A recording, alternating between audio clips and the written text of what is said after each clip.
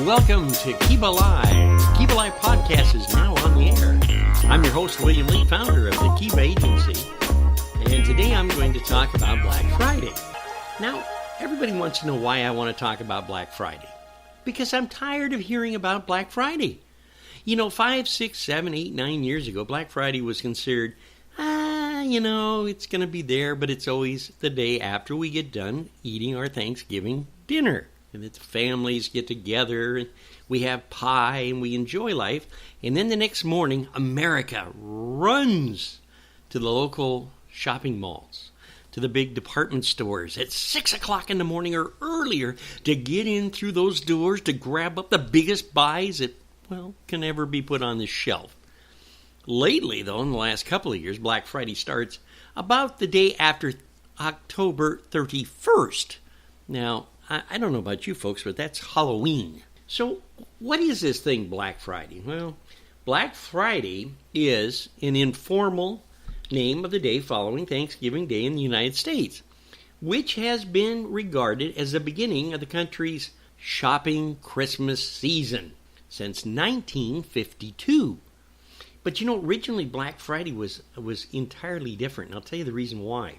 You see, back in the 1800s, we had another Black Friday, which was quite interesting. And I'll tell you why it was interesting. It was because at that time, USS Grant, our President of the United States, decided to take one day and release a major gold pricing. In other words, gold was going to be available at prices unbelievable. And that, friends, in the 1800s was the problem that started Black Friday. The stock market naturally crashed and things went kind of kilter-wilter economy-wise. And it was on, guess what day? Yeah, you got it. It was on, Friday, which made it black for everybody in the investment area. Now, Black Friday got its name Black Friday. It's given to the shopping day because it was originally called black because so many people went out shopping and caused so many traffic accidents. And now I'm serious, folks. Even sometimes violence occurred on the Friday, the day after Thanksgiving. So let's look at this hypothetically. First of all, in the 1800s, we'd blow up the stock market by putting out too much gold. The president releases it, everybody goes nuts, and there we go. Then all of a sudden, we find out that through the last few years, in 1952, that retail merchants got the idea of putting up products at ridiculously low prices. The object is to get the wonderful Christmas shoppers that come in and flood their stores, clean up the inventories, and get things going for the Christmas season. Well, that was very interesting, too. Now, as I mentioned before, then we had this horrible problem of what I call the stampede effect, the shopping stampede effect. Now, this is a bummer, let me tell you. So it's kind of interesting to look at all this that is what I would call marketing romance that has built up a consumer's need to go ballistic the morning after Thanksgiving. Getting all the housewives out there shopping frenzy. Kind of like, I guess, throwing a piece of hamburger or raw meat into a fishbowl of piranhas. Same effect. It was kind of interesting because Black Friday in 2017, when the first ads broke out, Target announced that they were going to have Black Friday, but there was a catch. And the catch was that you could come in on 6 o'clock Thursday and shop for all these buys through Thursday evening all day Friday. Isn't that amazing? So now we had even more tendencies for people to go AWOL with their shopping and race down to get the first 75-foot screen all-colored television or whatever else they could give away for $9.95, bringing a lot of shoppers naturally to the marketplace. But can you imagine the feelings of some of the people as they waited outside in the cold, especially in the East Coast where it really gets cold, and all of a sudden, the doors open, and they all crush themselves to get through the front doors. There has been some terrible violence and loss of life on Black Friday, believe it or not, because of the attitude of the feeding frenzy of the shoppers on Black Friday. Now, some of the things that are kind of interesting is we spend 2 days combining circulars and the actual stores go into what we call a marketing strategic target. And the target being is they will bring out their specialty buys, as we mentioned before, but they'll target it to a certain time into a certain pricing. And it always was kind of interesting to me because when you do something of that nature, naturally you're going to have a problem. Let's say you're giving away marvelously large, great big screen televisions. Well, stop and think about something, folks. On Black Friday, usually when you get to a store, they'll only have maybe 4 or 5 of that great Black Friday, what I call bonus offer. Maybe it's a set of dishes or something that's marked down to nothing, but on limited stock only. Here again, we're taking another knife out of our pocket, slicing a nice piece of raw meat and throwing it back into the fish bowl. Put a little piranhas to go nuts. Black Friday actually is really, in my mind, killing the whole spirit of the holiday. For years, we've always laughed about the fact that, well, Halloween was a special time. Then came Thanksgiving. Then came Christmas. And after we got through overeating, we would then, for the next month, overindulge in all of our wonderful spirits and have party time for adults only, usually causing a 2-day, I've got to recover so I can go back to work. Sort of like the same frenzy that happens on Fridays when it's Black Friday. I don't know about you, but I'm really tired of Black Friday. And I wish radio and television would take Black Friday and start it maybe a week or 4 or 5 days before the actual sales event.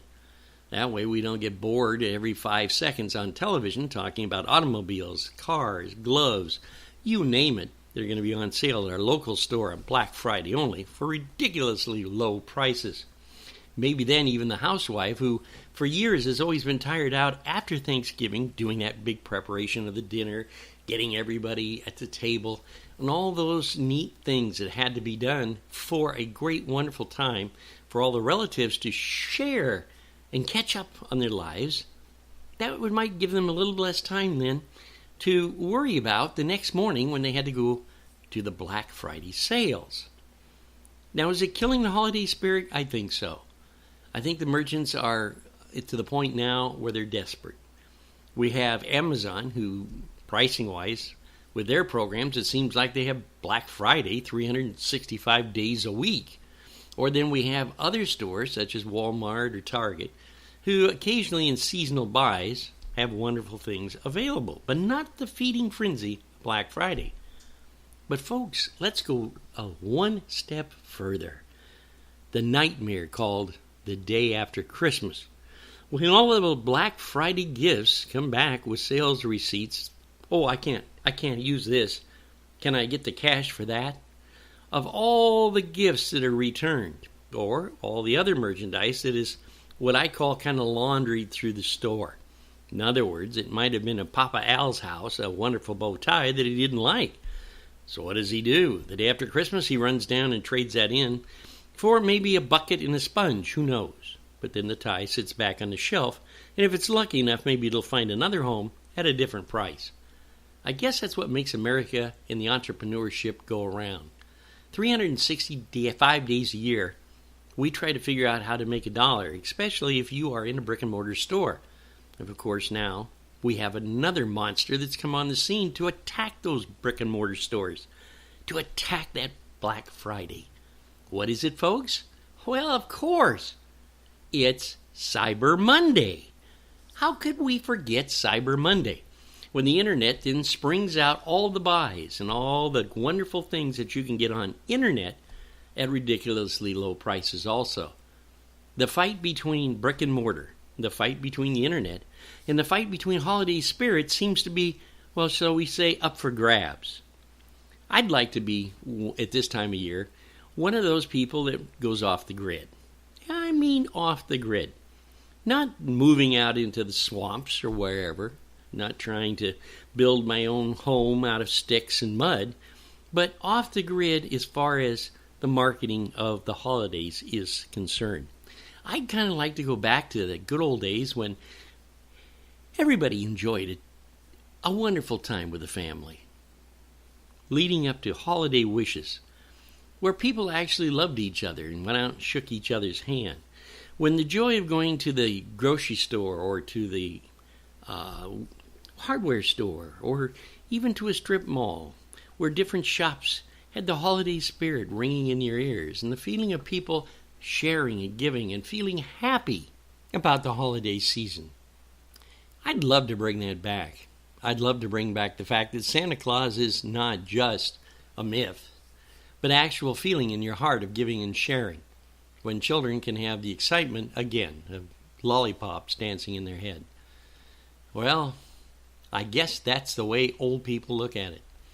But I'll tell you something, traditional holidays are the best holidays for you and I. You have a great day, and keep on smiling, everybody, until we meet again.